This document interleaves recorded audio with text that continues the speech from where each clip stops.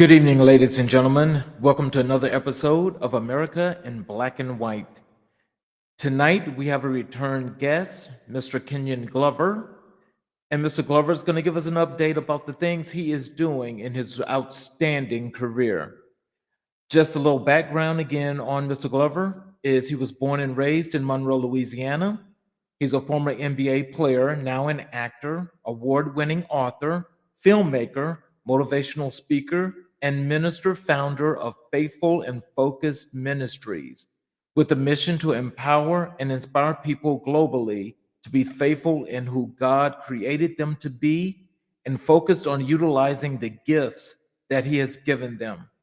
Ladies and gentlemen, I give you Mr. Kenyon Glover. Good Hey, evening, Mr. hey, how you doing, sir? I'm doing just excellent. How are you? Welcome back to the show. I'm doing amazing. Thank you so much for having me back, man. I didn't think I would be back this soon, but hey, I'm glad to be back.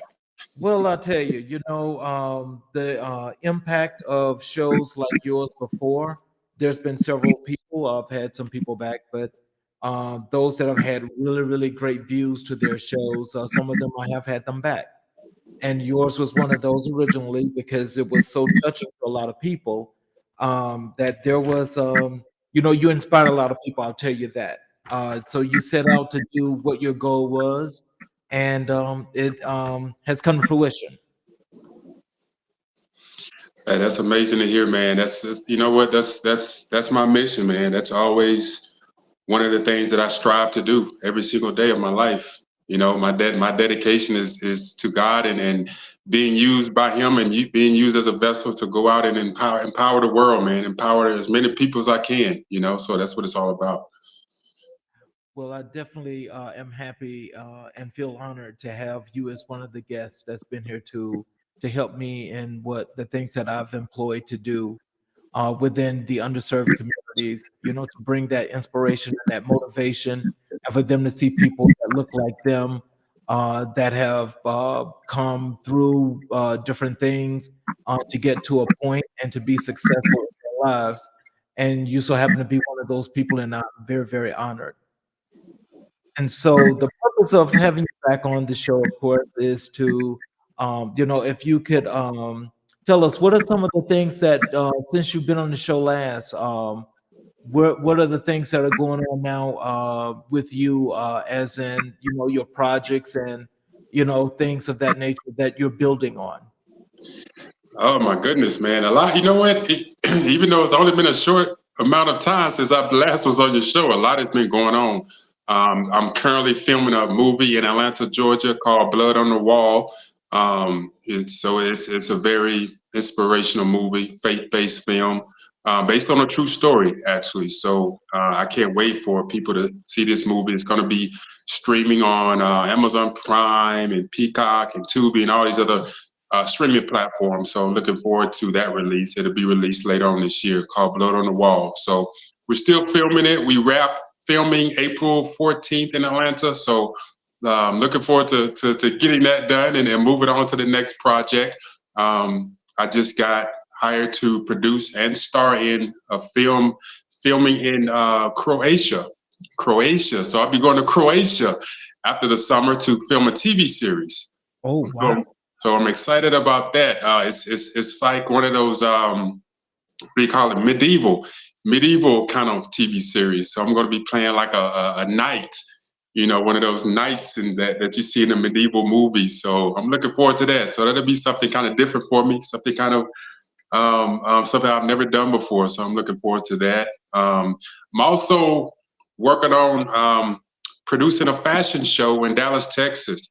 So I'm producing a major fashion show in Dallas, Texas. So if there's anybody who's in Dallas or wherever you're at, if you're a designer, fashion designer, model, if you have a business or brand that you're looking to promote, we're looking for sponsors, we're looking for clothing designers, we're looking for models.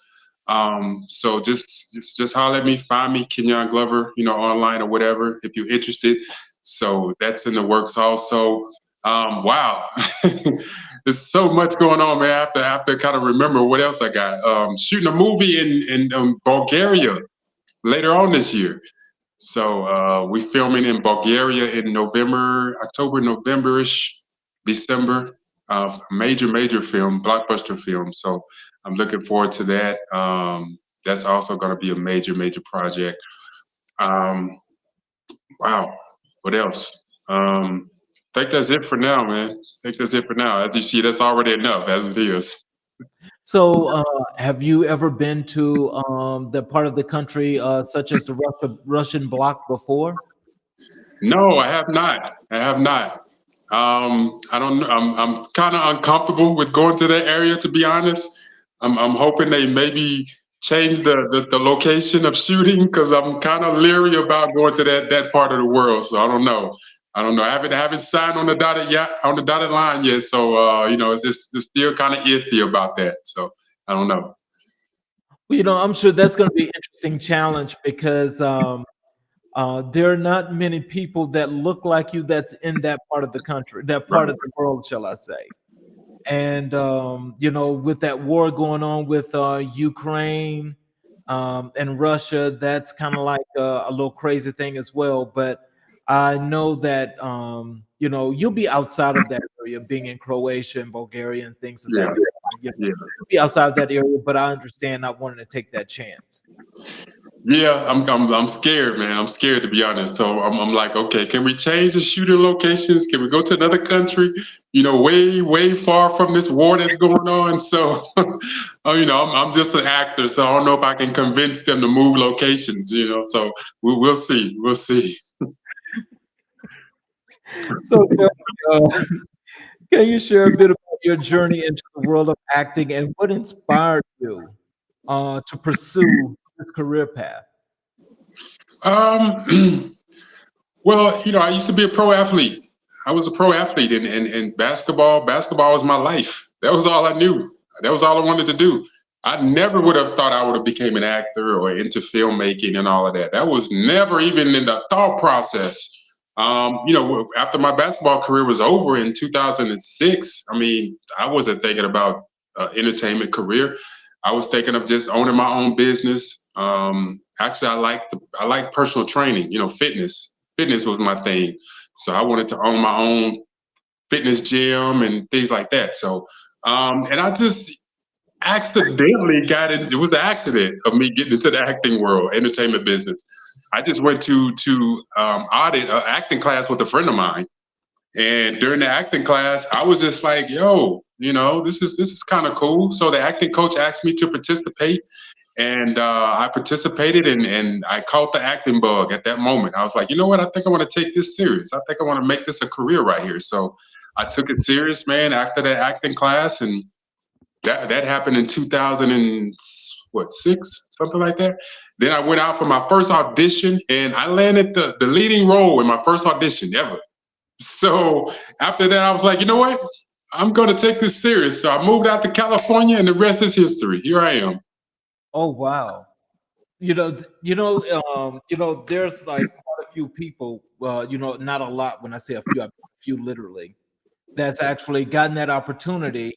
That when they hit that lick the first time and things just taken off, and so it's like with you. Can I ask you? Are there particular genres that you feel more comfortable with? Like, is it more of the religious themed movies, or what movies do you feel more comfortable with?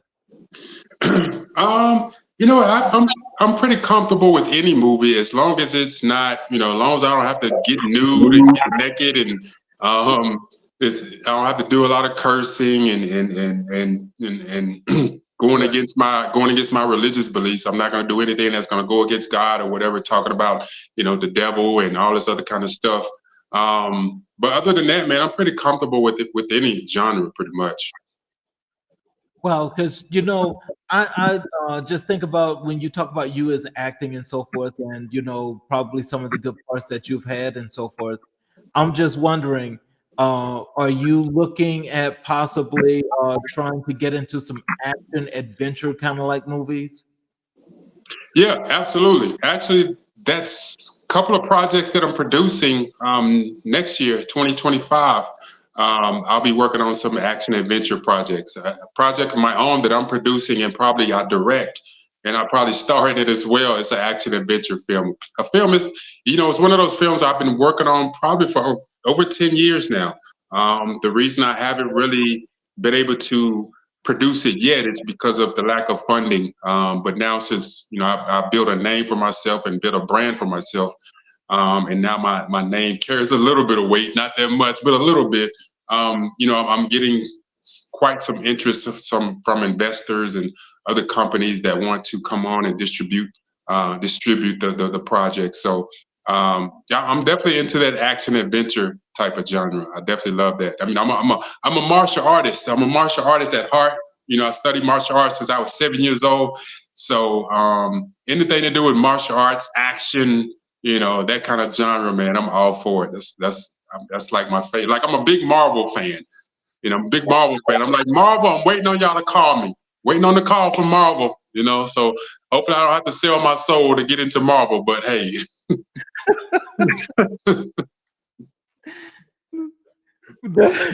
Well, I don't think you have to do all that, but I'm more than sure that they're listening and they need to make sure that they call you because, right, you know, it's time to move up and hit some of them bigger roles, right?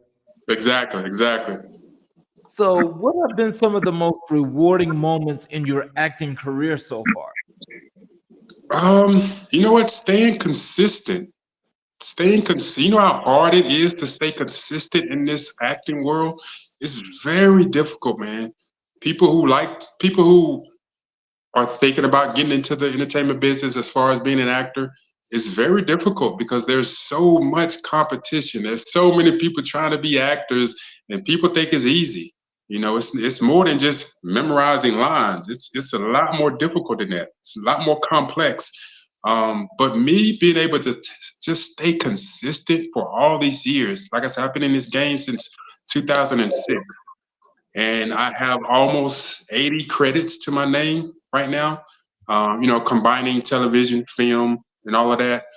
I'm close to 80 credits, and you know how difficult that is. That is very hard to do, but that's the most rewarding thing for me, is to be able to stay consistent for this long. I mean, the longest I've probably been out of work, maybe it's been a year where I didn't work on a project of some sort. So just to be able to stay consistent for, what is this, 18 years since I've been in this business, it's very rewarding, man, to be honest. Oh, wow. Um, so can you tell us, could you tell us about a particular challenging role you've taken on and how you prepared for it? Um, wow, that's a hard one, man. I've taken on so many challenging roles. Um, I would say the Twisted Metal project. I don't know if you're familiar with the video game Twisted Metal, but it's a very popular video game. I think it's still out now. That was a very challenging role because I played the main character, and the main character was called Mr. Grimm, and he's a very evil, complex, kind of finicky kind of character. He had an evil side to him, but he also had a good side to him. So it was like an evil good battle within himself that he was trying to fight. Because of his childhood, he grew up. He saw his dad murdered in front of him, by because his dad sold his soul, and the devil took him out because he had to come collect. And me as a child, I saw this from happening to my dad, and so I made a deal with the devil to, hey, and but then also knew that I had some good in me. So so it was that whole internal battle trying to bring that character to life. So that was probably the hardest character that I played because it was very difficult to try to maneuver to bring out that good, bad character, all at the same time. So it was a very challenging character, but I enjoyed the character because it allowed me to really test my skills, to see how much depth I do have as an actor and how much work I needed to do to learn more about being an actor. So I enjoyed that process, though. So is it in acting, especially when you're auditioning, are you getting to know the role once you've accepted the role? Is it that when you become that character, do you yourself try to put yourself all the way into this character in order to bring it to life? Me personally, I do. I do. I try to put everything I can into that character. I try to learn everything I can. I try to learn the background about the character, the mannerisms about the character, his childhood, his what he likes, what he don't. I try to learn everything I can learn about the character. Sometimes you have to develop the character yourself because sometimes the creators of the project, they'll just let you say, hey, you create your own character. Whatever you think this character is, however you think he should act or do or walk or talk or this or that, they'll give you that freedom. So sometimes you have to kind of develop the backstory of your own character. And I try to do that and I go all in, man. I dive all the way into it. I try to totally disconnect from who Kenyon Glover is and go into the character that I'm playing and go into everything that he's about. So that's the way pretty much my process works. Oh wow. So, can you tell our audience, how do you balance your career in acting with your ministry work? Uh, it can be very difficult sometimes. I mean, not just ministry work, but everything else that I have going on. It's a lot to juggle at times. Me being a motivational speaker, minister, author, writing books and trying to empower people, minister to people, lead people to Christ, and be an actor at the same time. It's kind of hard to juggle at times because you have to really maintain self control, manage your emotions, because when you have to empty or pour yourself into people that need you, they need to be empowered, they need to be uplifted, they need to be encouraged, they need prayer, they need to just talk to you and vent. And then all at the same time, I'm working on a acting project where I'm trying to study this character and dive into the mind of this character, and then I have to, you know what I'm saying? So it's kind of hard to juggle at times, but God has really given me the ability to do that. So I'm able to kind of separate myself from, the acting for the moment that I need to disconnect from that, and then just totally focus in on the people that I need to pour into as far as my ministry goes, as far as inspiring them or encouraging them or whatever I need to do with them and pray for them or whatnot. But God has given me that ability to be able to separate the two, and be able to navigate. When I need to be in ministry, I'm all in, I'm all focused. When I need to dive into back into acting, I can go back in and then just take all my focus there where I need to focus in on as far as getting into character and stuff. So it's very difficult at times, but like I said, God has blessed me, man, to be able to kind of do that, to go in and out when I need to. Well, I'll tell you this. If anything, I'll tell you, you would be the MVP of the world because I think no, seriously.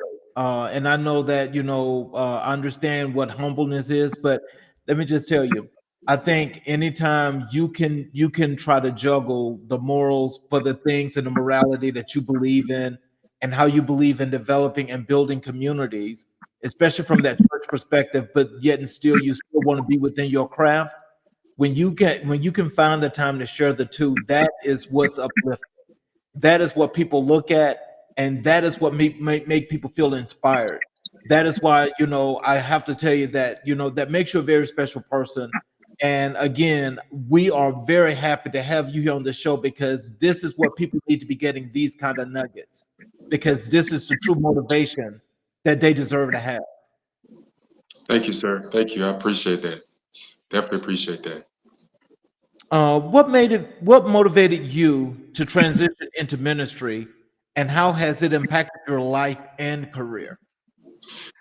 You know what? I knew God was calling me into ministry long time ago, but I never accepted the call because I was so involved with trying to fit into the world, trying to please everybody, trying to please other people. I was trying to please everybody but him, and which was making me very unhappy. I was becoming very discouraged and frustrated and upset and suicidal and depressed. And I was suffering from mental health because I was just trying to please everybody but God. And then when I decided to really surrender to God, it was the defining moment for me, July 3rd. I think I said this on the last show. The deciding moment for me was July 3rd, 2020, was when I tried to attempt suicide on my life, tried to take my own life. And God spared me. God spared my life on that suicide attempt. And from that moment on, I said, Lord, I'm yours. I surrender, and I would devote the rest of my life to serve you. And from that moment on, July 3rd, 2020, I haven't looked back. So it was because God spared me. That was the fourth time He spared me from four suicide attempts. And that was the last time because I heard God say enough. I know God said enough. And after that moment, it changed my life forever. And I decided to, once I decided to surrender and accept the call that God had been trying to nudge me all these years and give in to the call, I decided to give in to the call, and I decided to just start reading the Bible and studying the Bible and really diving into the Word of God to really get an understanding of the Word of God. And like my bishop always says, there's no greater study than the study of the Word of God. And when I decided to really take the Word of God serious and start applying it to my life and living it, it's one thing you can read the Word, but another thing when you start living it and you start seeing the hand of God in your life and the favor God has on your life, that is just the thing that changed me.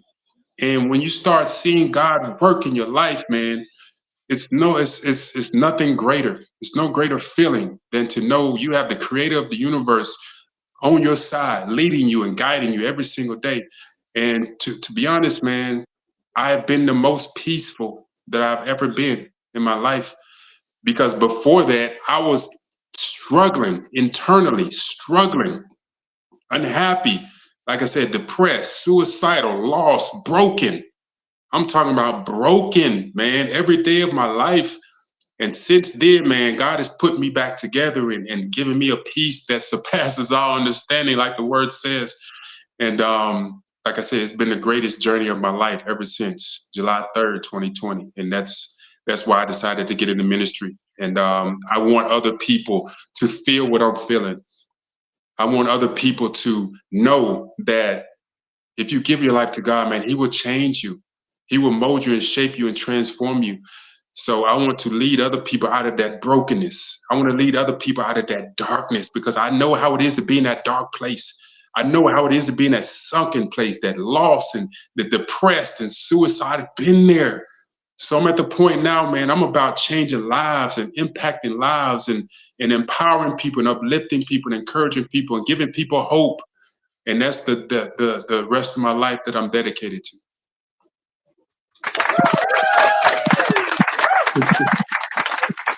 Yes, sir. Yes, sir.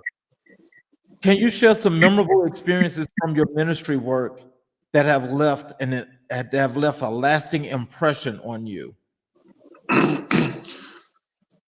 When you're able to see people's lives transform right before your eyes, when you're able to see people cry just from hearing your testimony, when you're able to see people come up to you and say thank you for saving my life, because I've been approached so many times by youth. I'm talking about youth, like 12, 13, 14, 15-year-old kids that have come to me and said, you know what, your speech changed my life. I was thinking about suicide when I go home later on. I was thinking about committing suicide yesterday. I was thinking about committing suicide, and your speech, your testimony just inspired me. I no longer want to take my life.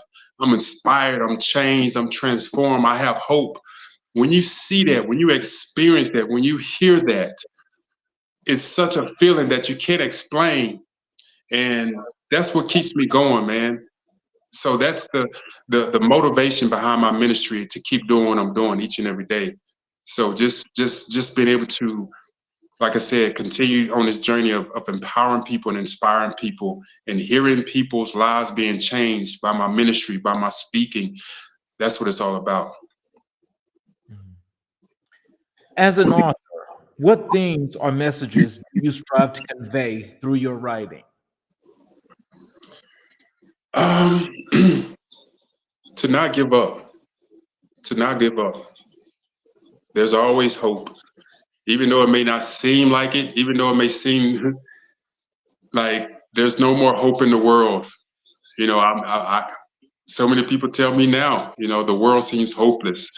Because yeah, we are living in a fallen world. We are living in a broken, corrupted world, and it's not going to get any better, to be honest. But there's still hope because there's a life after this life. People have to remember there's a life after this life. There's a thing called eternal life. We have to remember that life is going to go on. After we dead and gone, there's still hope for another life. To live our lives with the Savior of the world. So my hope is living my life for with Christ after I'm dead and gone, and to see the other side, and to be there when He rules the world. So my main thing when I always speak is don't give up. There's always hope. Stay hopeful. Stay encouraged.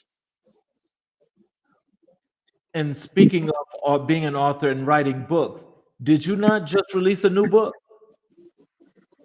Well, no, that book, you talk about Faithful and Focus. That book has actually been out for a while, but of course, I'm always promoting it here and there. But Uh, yeah. I mean, it's the last book I did, right? It's actually probably over a year old now, but it's still fairly new, I guess you could say. But yeah, Faithful and Focus, it's on Amazon right now. Yeah, it's available. okay. And is that too? Is that one of your Christian-based writing books about faith and hopefulness? Yeah. Faithful and focus. The title speaks for itself. You said it when you introduced me. Faithful and focus. It's all about being faithful in who God created you to be, and being focused on utilizing the gifts and the talents that He has given you. So it's always everything that I write is meant to be inspiring, encouraging, and just to encourage you not to give up, man. Not to give up. Like I said, I've been there. I've given up on several occasions. As I said before, I've tried to commit suicide 4 times. So I have given up. I have been there. And I was at a place of no hope, hopelessness. So that's the reason why I write books that will give you hope, and telling you over and over and over again not to give up. What is your writing process like, and how do you find inspiration for your books? Um, you know what? I just take a hard look and see what's going on in the world. Because I talk to so many people, I interact with so many people, and I listen to people's problems. I listen to their emotions and how down they are and depressed they are, and I look around the world and just see how broken this world is. Um, and I'm inspired by that. So I just try to really reach the mind and the spirit of people. I really want to touch your spirit. Um, because as you look around, man, it is hopeless. You know what I'm saying? It is hard to really, it's getting harder and harder, I would say, to really encourage people. Because as you look around and you see all the negativity that's surrounding this world, it's getting harder to really encourage people and uplift people. Because people are like, well, that's all good and all that, but nothing's going to change, nothing's going to get better. So it is getting harder to encourage people and give people that hope. So that's like I said, that's what motivates me. I try to look around and see how can I inspire people, how can I really touch people's souls and dig into their inner thoughts, and just hopefully give them just an inkling of some kind of hope, some kind of encouragement, and that's pretty much my process. And then God just gives me whatever it is that I need to write, and I just start writing whatever's in my thought process at that moment. And once I start writing, it just flows. Honestly, it just starts flowing naturally, and I sometimes I can go on and on. I'll write for like 4 or 5, 6 hours, and before you know it, I've pretty much written, 8, 9, 10 chapters, and that could be pretty much be a book, depending on how much I've written.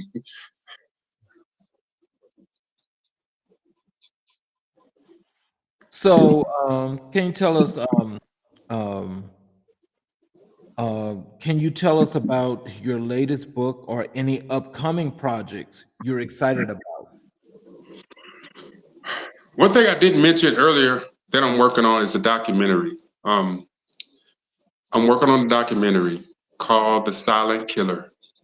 Of course, that silent killer is depression, mental health, mental illness, and it's silently killing people. It's been silently killing people for years, for ages. So I'm working on developing a documentary right now that really goes in depth to discuss the causes of mental health, the causes of depression, the causes of mental illness. Um, and I want to really tackle the cause and effect. I want to really tackle um, the possibilities of how people can overcome it other than just taking pills. They always want to make us take pills. I've been there. I've struggled with mental health for years. I was what do you call it, committed, to the mental health hospital and all that kind of stuff. And they tried to force the pills on me. Of course, I didn't take it. So I want to really get in depth as far as that goes. So I'm working on that documentary right now. I'm still developing it, still in development right now, but that's something that I want to release 2025. That's a goal of mine right now. So that's one of the important projects that I have on my plate right now that I'm really, really going in hard on. All the other projects, the acting stuff is cool, but this is a passion project of mine because I really want to um, help change the world with this project. Wow. What's interesting about that is, this has been like as of lately, I've been doing some research on mental illness myself. And what I've discovered and what I'm seeing in a lot of these latest studies, of course, they're always years and years behind, is that, that the struggle in our community, especially among Black men, that number is getting higher and higher and higher. And so I think your documentary is going to be wonderful, but what do you think some of the other things that we as a community or what should be done from those that's outside the community can do that can make this a little bit easier and a little bit better? Man, wow, that's a good question. um, I would say unite. If we could just unite as a people, as a community, and stop fighting each other and hating on each other and trying to kill each other over the stupidest stuff. Um, of course, I think our communities, man, would be incredible if we could just come together and unite and love one another and support one another.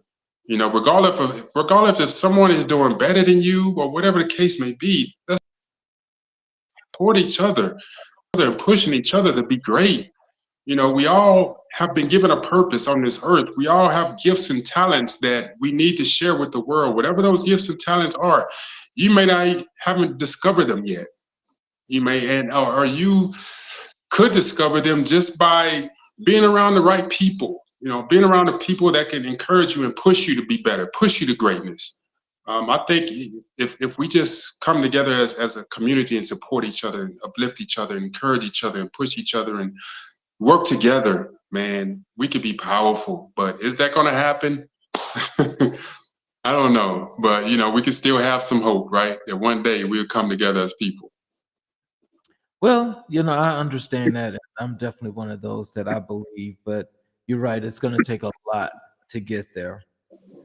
What advice would you give aspiring actors who are just starting their careers? Get into acting class. Get into acting class. Acting is not easy. It's not about just memorizing lines, okay? Actors always tell me, yeah, I want to be an actor. Can I be in one of your movies? Then my first thing is, okay, have you taken acting class? No, I can act. I don't need to take class. I'm like, well, yeah, you kind of do have to take acting class. Like, you can't just. It's like you can't decide to wake up tomorrow and be a basketball player and go into the NBA draft. You know what I'm saying? So it's not that kind of process. It's not that easy. But I would recommend if you think about being an actor, find a local acting class, jump into acting class, take as many acting classes as you can, and try to get on different sets, whether it be a student film or independent film. Try to get on set and learn from the actors, learn from the crew, um, and try to learn and soak as much knowledge as you can. So it's all about just being around the right people, surrounding yourself with the right people, taking acting classes, taking it serious, and just soaking up as much knowledge as you can. If you have to start off as an extra, I started off as an extra. I was an extra probably for a couple of well, not a couple of years, probably about I don't know, not that long. But just being behind the scenes helps you kind of learn the process of filmmaking. You have to learn the process of filmmaking and learning the terminology of filmmaking, which will become, it'll definitely help you in the long run when you're becoming an actor. So that's my advice. How do you stay motivated and focused during times of uncertainty or rejection in the entertainment industry? Um, Staying focused. Um, you have to know what the end goal is, knowing why you got started. Why did you get into this? What is your ultimate goal of getting into this industry? What is your ultimate goal? Like when I started basketball, my ultimate goal was to become an NBA player. I did that. When I got into acting, my goal was to become a working actor, not necessarily a movie star, but I just wanted to be a working actor to stay consistent. And I've done that. Um, so just know your goal, know what you want to accomplish. What do you want to achieve? Like when I got started, I didn't expect to win awards, but I said one day I will win an Academy Award. I will win a Tony Award. I will win some kind of award. And I've won multiple awards since becoming an actor. So, I've been blessed and fortunate, man. So, just know what your goal is, what the end goal is. So, are there any actors or filmmakers who have particularly inspired or influenced your work? I'm a big Denzel fan. Big Denzel fan. Denzel Washington. I love his work. Robert De Niro, Al Pacino, Will Smith. Those are probably the top heavy hitters that inspire me.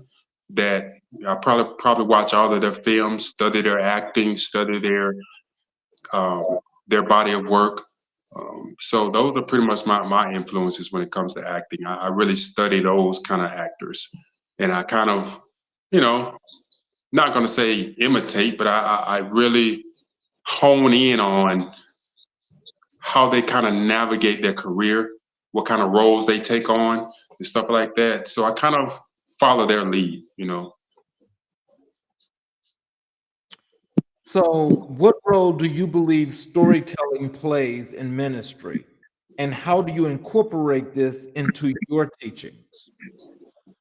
Say that again. What role do you believe storytelling plays in ministry? And how do you incorporate it into your teachings? Man, that's a hard question. You bringing the fire tonight, man. Shoot. Um, what role? Okay, you got to give me that question one more time. That's a good one right there. What role do you believe storytelling plays in ministry? And how do you incorporate it into your teachings? Um, I think storytelling, because everybody likes a good story.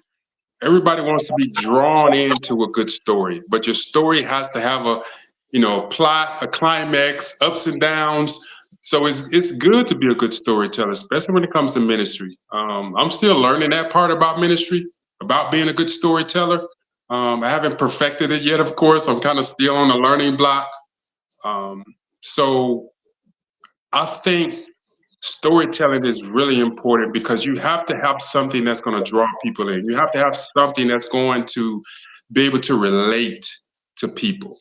You know, people want to know about the struggles, and people want to know about, how you overcome this and how you overcame that, and what process did you go. So it's important to be a good storyteller and to know what you're talking about, to have been able to live through the stories that you're actually telling, or know somebody that been through certain things, been through certain storms and overcame different things. So, and being able to draw people in, to give people that encouragement and hope and relatability that they can kind of relate to.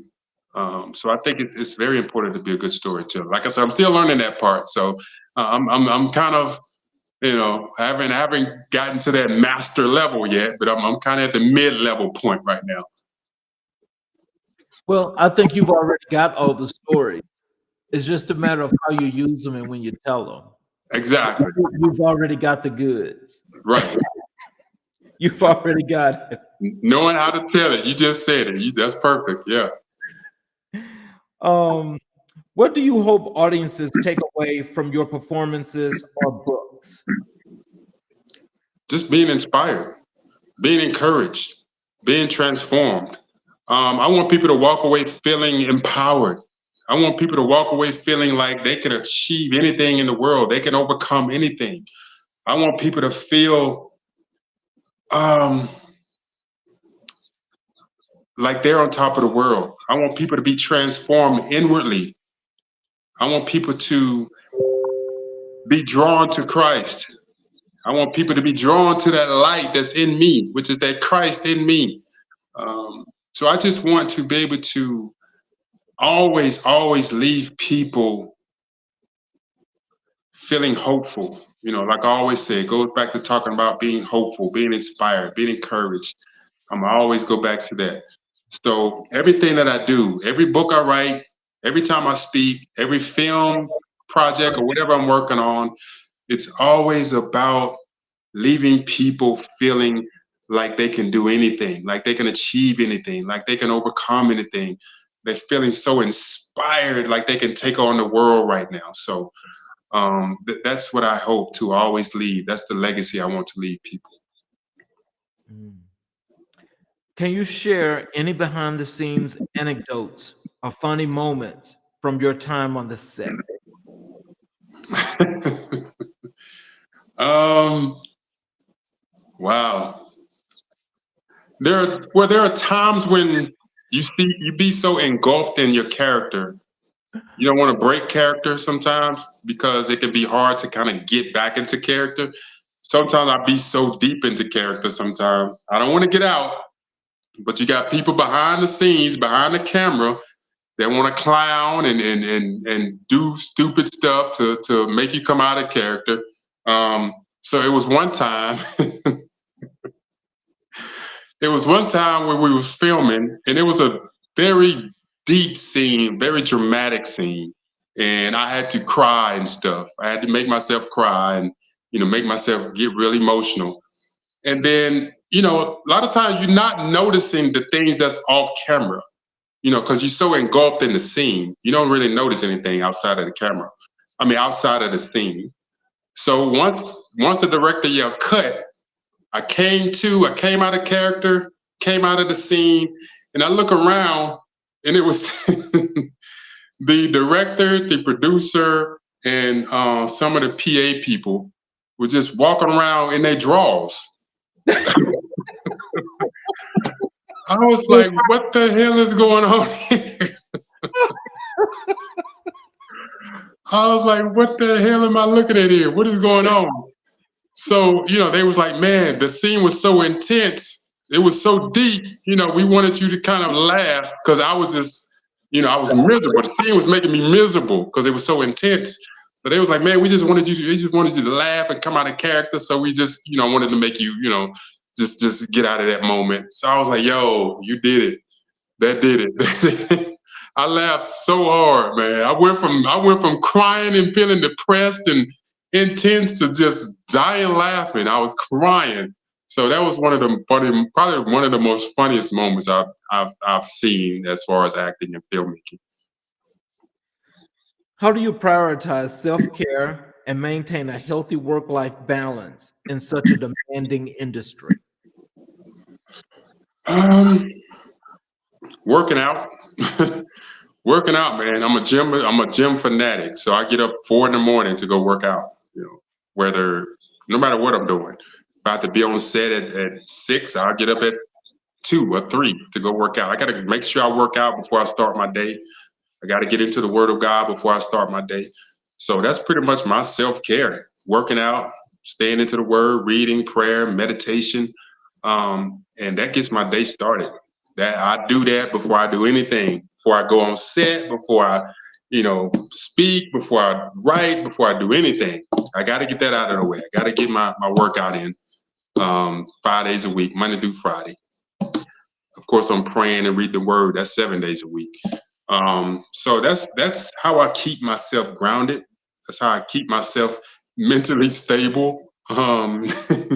Because of my demanding schedule and so many people pulling me here and pulling me there. And but that 3 hours, 3 to 4 hours before I even start my day off, 2, 3, 4 in the morning.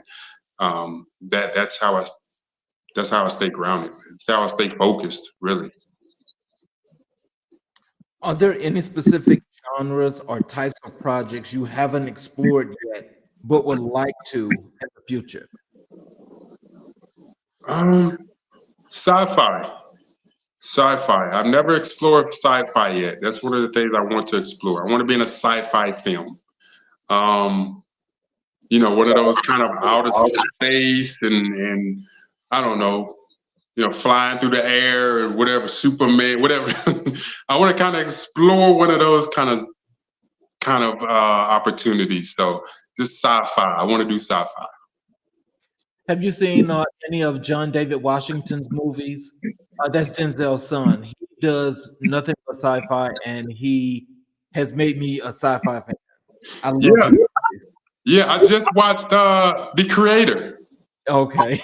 I just watched The Creator. I loved it. I loved it. That was a very, very different kind of film. So I have watched a couple of films where he's been in. The Creator was the last one I watched. I really liked that film. So I'm a fan of his. He's a very, very good actor. He's talks just like Denzel, boy. It's like, wow.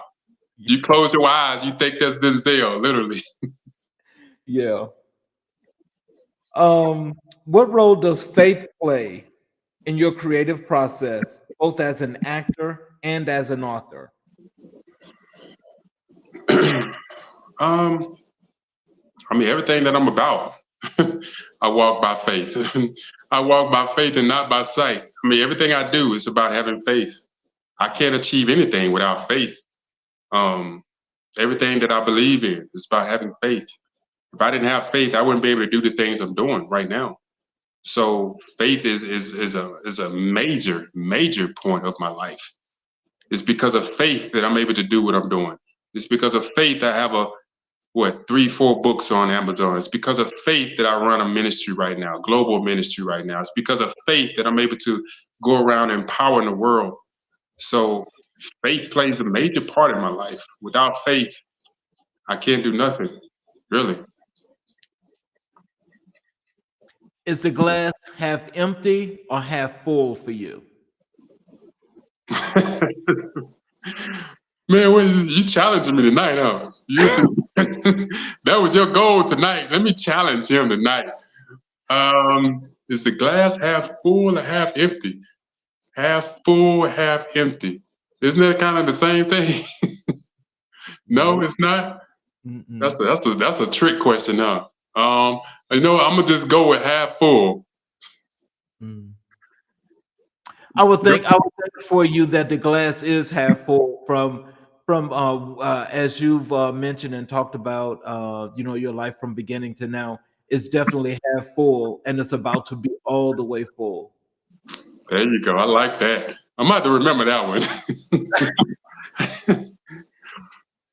How do you navigate the challenges of fame and public scrutiny while staying true to yourself and your belief?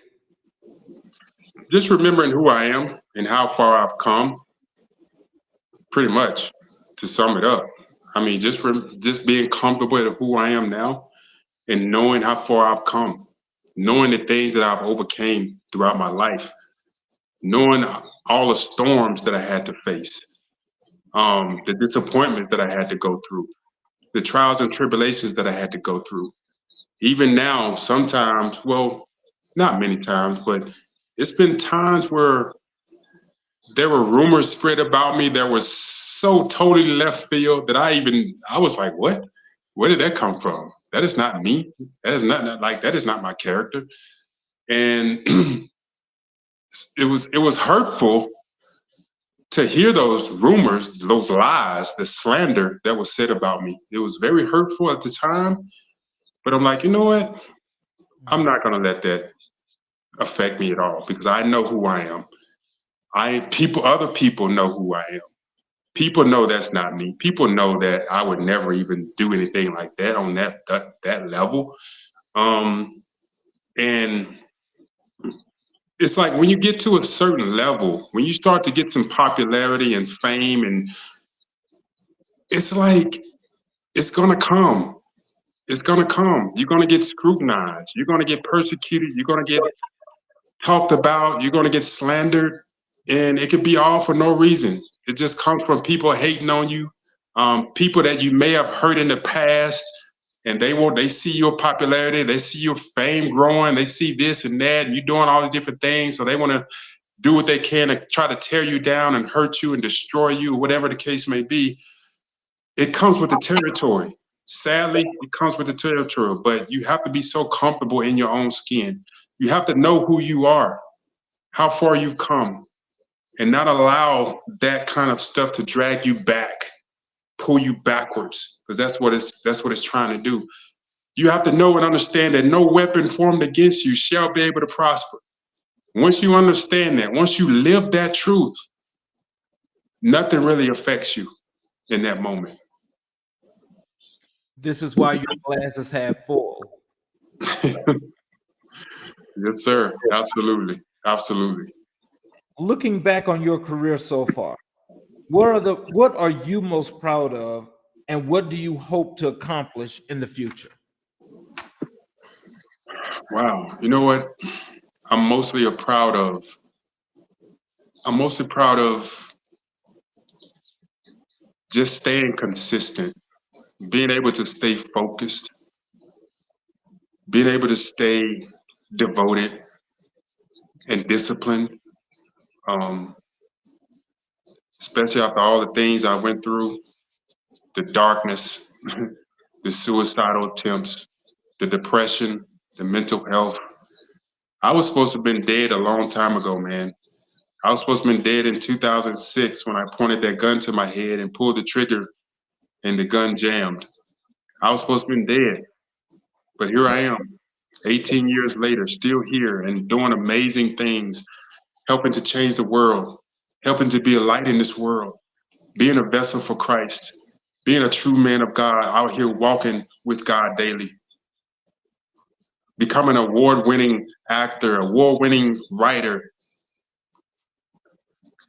just taking in those moments on how far God has brought me and what God brought me through.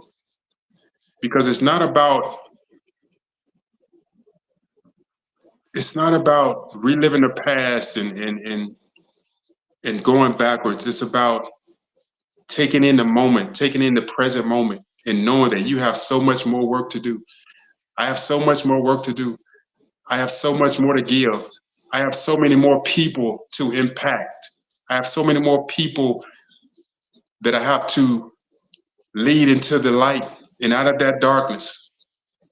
So I'm going to continue on this journey. I'm going to continue to write books and make films and speak and be a true man of God.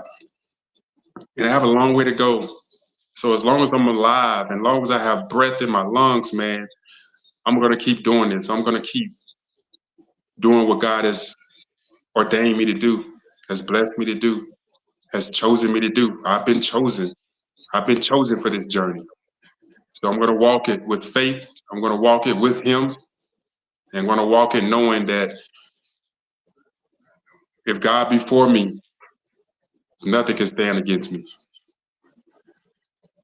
As you're expanding right now, do you have a limit for your expansion, or you just plan to just grow as much as you possibly can? There's no limit, no limit at all. I would never place any limits on me. Never. So I'm going to keep going. I'm going to keep growing. I'm going to keep expanding. Wherever God takes me, man, that's where I go. So the sky's the limit for me. I will never be limited.